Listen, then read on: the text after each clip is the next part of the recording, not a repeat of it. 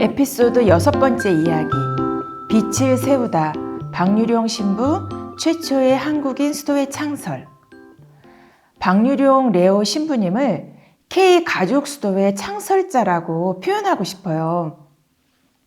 1946년 한국 순교복자 수녀회 창설, 53년 한국 순교복자 성직 수도회 창설, 57년 한국 순교복자 수녀회 제속복자회 창설, 그리고 62년에는 한국 순교복자 빨마 수녀회를 창설하셔서 복자회 대가족 창설자가 되셨고, 이러한 가족 수도회 창설은 한국 가톨릭교회 안에서 이루어낸 첫 열매이기도 합니다.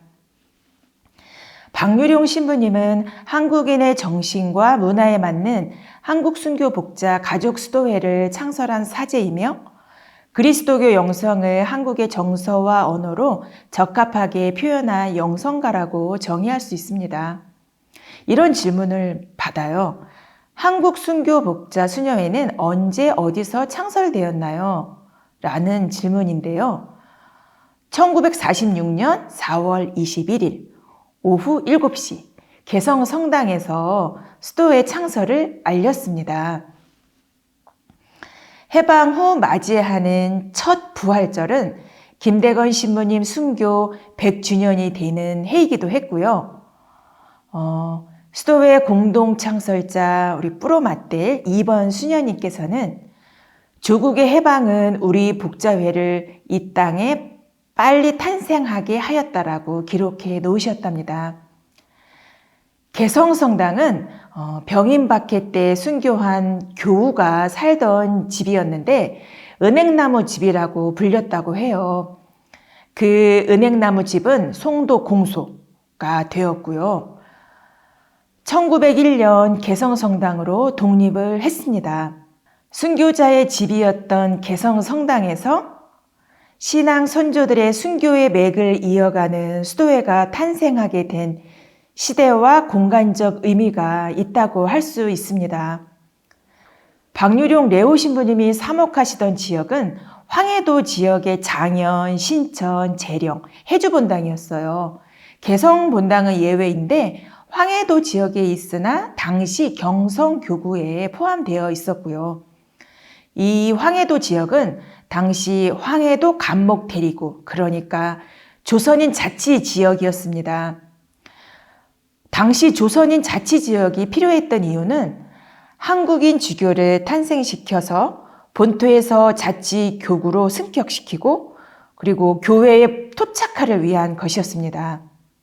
한국교회 창설 140년 만에 최초로 시행하는 것이었고, 또 100여 년 동안 파리외방 정교회의 사목과 원조에 의존해오는 한국교회가 큰 전환점을 맞는 한 획을 긋는 일이었어요.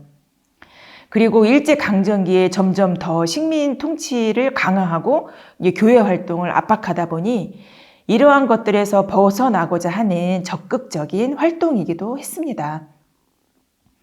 당시 황해도에는 사제 8분이 계셨는데 한국 사제가 7명, 프랑스 사제가 1명이 사역하고 있었고, 한국 사제들의 적극적 활동이 눈부시게 이루어졌습니다. 구체적인 예로 박유룡 신부님의 사목 활동을 살펴보면, 박유룡 레오 신부님이 사목하시던 지역은 황해도 지역의 장현본당, 신천본당, 재령본당, 해주본당을 거치면서 남녀, 청년, 학생들을 중심으로 단체를 만들고 그 생동감 넘치는 젊은 교회를 만드는 데 힘쓰셨습니다. 당시 유교 폐습으로 남아있던 남녀 칸막이를 없애기도 했어요. 방 신부님 미사 드리는 경건한 모습에 끌려서 수도자를 지망하는 젊은이들이 많이 모여들었다고 합니다. 유치원도 다시 열어서 지역 사회로부터 환영을 받기도 했다는 기록이 남아 있습니다. 조선인 자치구역 선정 이유는 무엇이었을까요? 이 지역에 천주교 신자 수가 생각보다 상당히 많다는 점과 다른 지역과 비교해 볼 때 이 지역은 스스로 자립하고자 하는 신자와 사제들의 두드러진 심리적, 사회적, 종교적 성향이 강했다는 것이었습니다. 황해도 지역은 독립운동이 많이 일어난 지역이기도 합니다. 안중근 의사의 고향도 해주이고요. 조선인 자치구역에서 한국인 신부가 한국인을 대상으로 K수도회 창설을 준비하고 있었고, 그 결과 해방된 공간에서 최초의 한국인 창설 수도회가 탄생할 수 있는 배경이 되었던 것입니다. 또 다른 질문도 있습니다. 한국 순교 복자수녀의 뜻이 무엇인가요? 라는 질문입니다. 박유룡 신부님께서 한국 순교자의 얼을 잇고자 하니 한국 순교 복자 수녀회라고 하겠다라고 말씀을 하셨어요. 아주 명확한 뜻을 가진 수도회 이름입니다. 한국 순교 복자의 뜻은 코리아라는 지명에 국한된 것이 아니라 순교자들인데 한국의 순교자들이라는 것입니다. 다른 나라의 순교자가 아닌 한국 순교자들. 한국 순교자들만이 가지고 있는 특징이 있다는 것이지요. 순교자들이 선교사 없이 스스로 하느님을 찾았고, 긴 박해를 이겨냄 속에서도 신앙이 이어졌고요. 그리고 오늘날까지 하느님 정의를 지키기 위해서 인간 존엄과 평등의 실현을 위해 앞장서고 있다는 것입니다. 빛을 지키며 빛을 이어오고 있으니 우리는 모두 한국 순교자들의 후손인 것이지요. 가끔 질문을 받아요. 당시에 순교자들이 복자 단계였고 지금은 성인이 되었는데 그러면 이름을 한국순교 성인수녀회라고 해야 하는 게 아니냐라고요. 수도회 이름 안에 저희 수도자의 사명이 있습니다. 당시 백삼이 복자를 성인 품에 올리기 위해 열심히 기도하는 사명. 1984년 백삼이 시성식 이후 30년 만에 124위 시복식이 있었지요.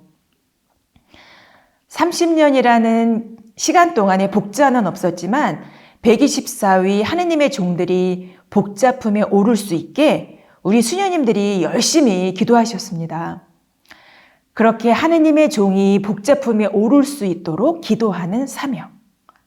하느님의 종이 복자가 되고 복자가 성인 품에 오를 수 있도록 순교자 현양에 앞장서야 하는 사명. 그 후엔 하느님의 종을 찾아내는 것이죠. 더 이상 없으면 우리 스스로가 하느님의 종이 되고 복자가 되고 성인이 되어야 합니다. 창설신부님께서 수없이 말씀을 하셨어요. 성녀가 되어야 한다고, 성인이 되어야 한다고 하셨습니다. 복자가 없으면 복된 사람들로 해석해도 된다는 말을 가끔씩 듣는데 저는 그 말은 정체성이 없는 해석이라고 생각을 해요. 창설신부님께서 정확하게 수없이 말씀을 하셨기 때문입니다. 성인이 되어야 한다고 하시면서 우리에게 성인 될 수 있는 길을 아주 쉽게 말씀해 주셨어요. 복자회 창설자 박유룡 신부님 또한 성인 되시려고 노력하시면서 사신 분이시죠. 박유룡 신부님 시복주진 선언이 되었는데요. 성인 될 수 있는 길을 아주 쉽게 저희에게 선물로 주셨습니다. 또 다른 질문입니다. 한국 순교 복자 수녀회 수도복이 궁금해요 라는 질문입니다.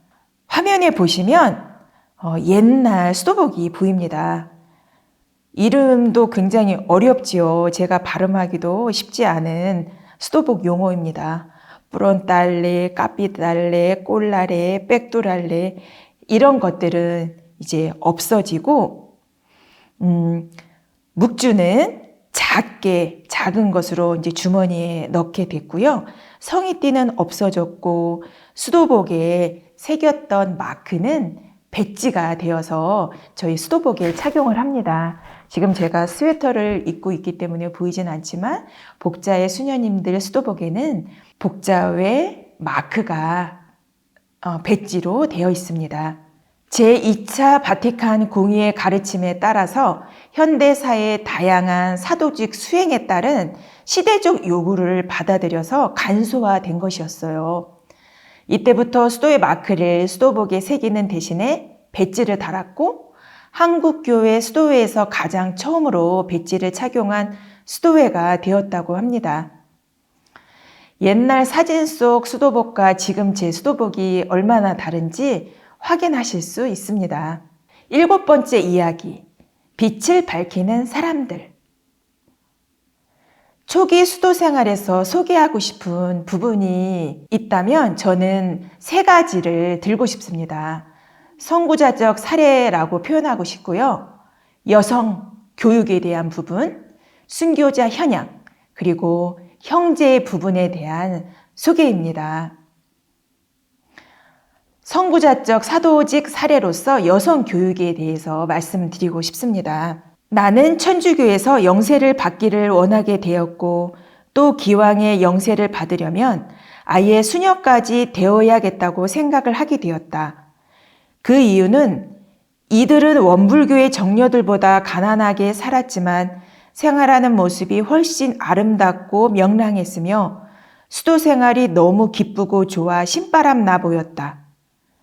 예, 이 이야기는 개성분당에서 수도회가 창설된 이후 우리 수녀님들이 또 창설 신부님도 여성 교육에 앞장섰다는 것인데 당시에 양재 장미 학원을 운영했습니다. 그래서 양재를 배우면서 새로운 그 신자가 나타나기도 했고요. 그리고 양재 학원을 졸업하면서 수도회에 들어오는 사례도 있었습니다. 화면에 보시면 5번 수녀님과 7번 수녀님이 양재 학원에서 졸업 후에 세례받는 사진임을 알 수가 있습니다.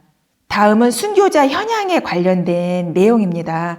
경향 잡지에 소개된 내용인데요.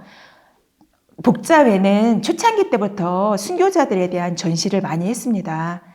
지금까지 이어오고 있는데 잠시 소개를 해보겠습니다.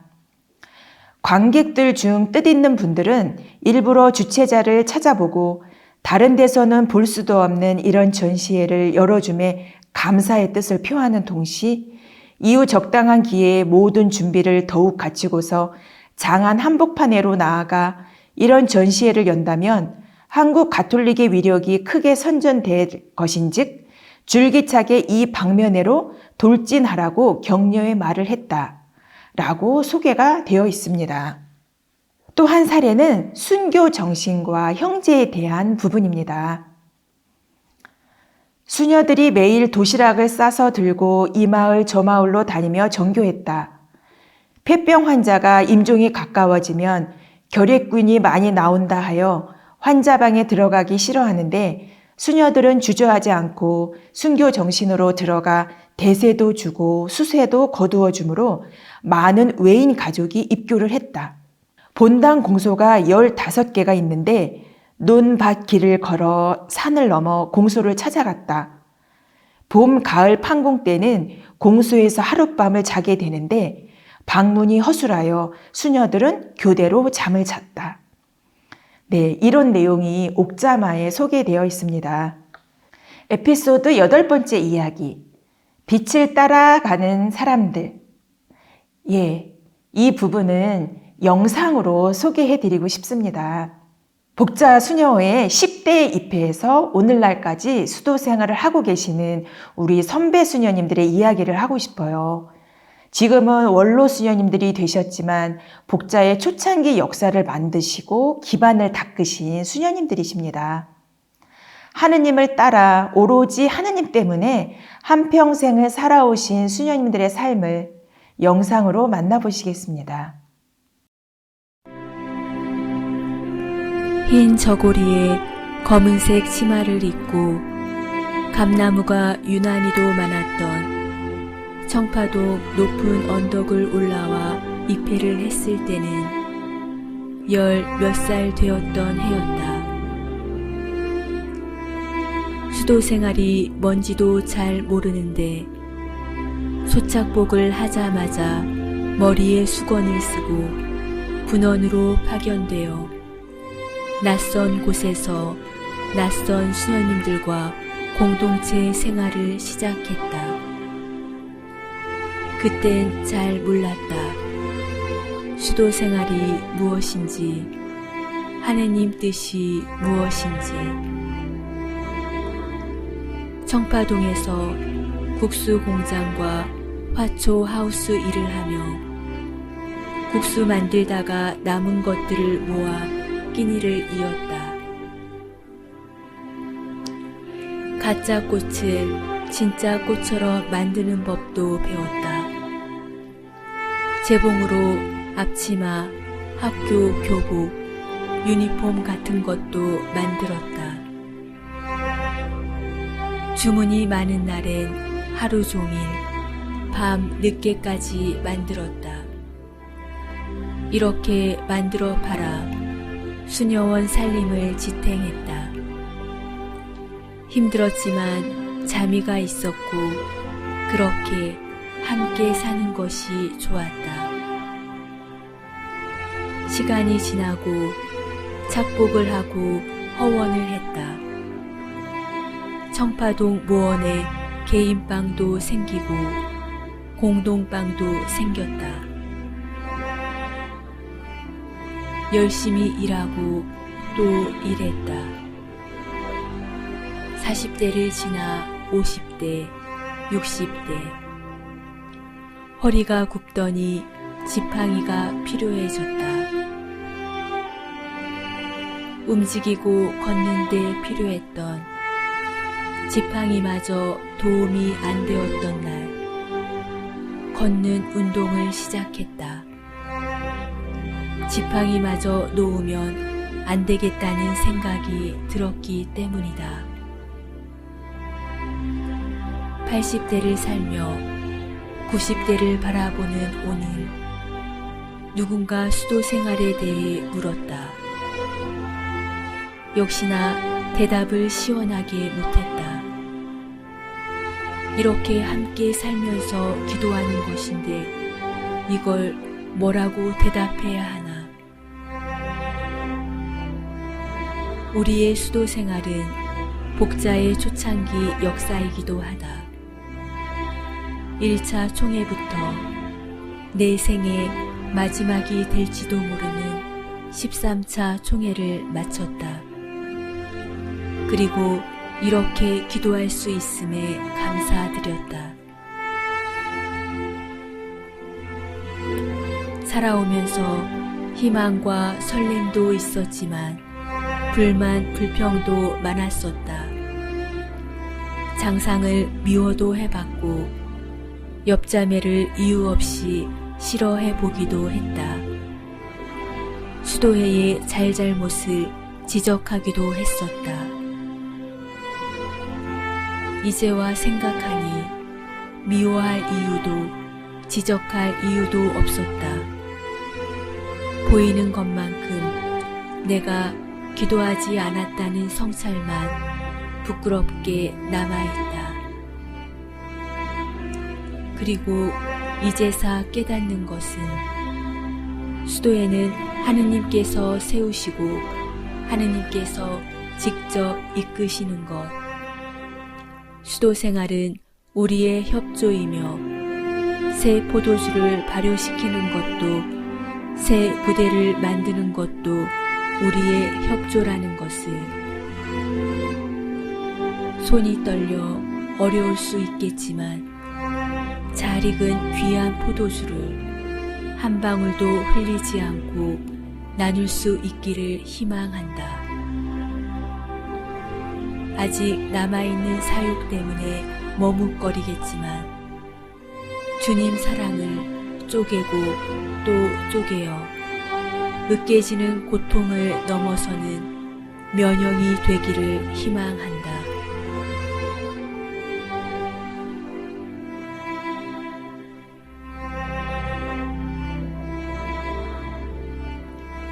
부족한 저희를 통해 하느님의 뜻이 이루어지길. 아멘. 다음은 9번째 이야기. 빛을 따라가려 애쓰는 오늘의 우리들. 네. 이 부분에서는 제 이야기를 하나 할까 합니다. 멕시코 선교 소임할 때 익살대백이라는 곳에 있는 기숙사에서 학생들과 함께 살았어요. 인디오 산마을에 학교가 없으니 산에서 조금 내려와 여러 부족의 아이들이 함께 모여서 공부할 수 있도록 학교를 만들고 그 학교 옆에 기숙사를 지어서 집 떠나온 학생들이 지낼 수 있게 운영하는 곳이었습니다. 고등학교 남녀 아이들과 사는데 음식과 문화의 차이보다 제일 어려웠던 건 언어 소통이었어요.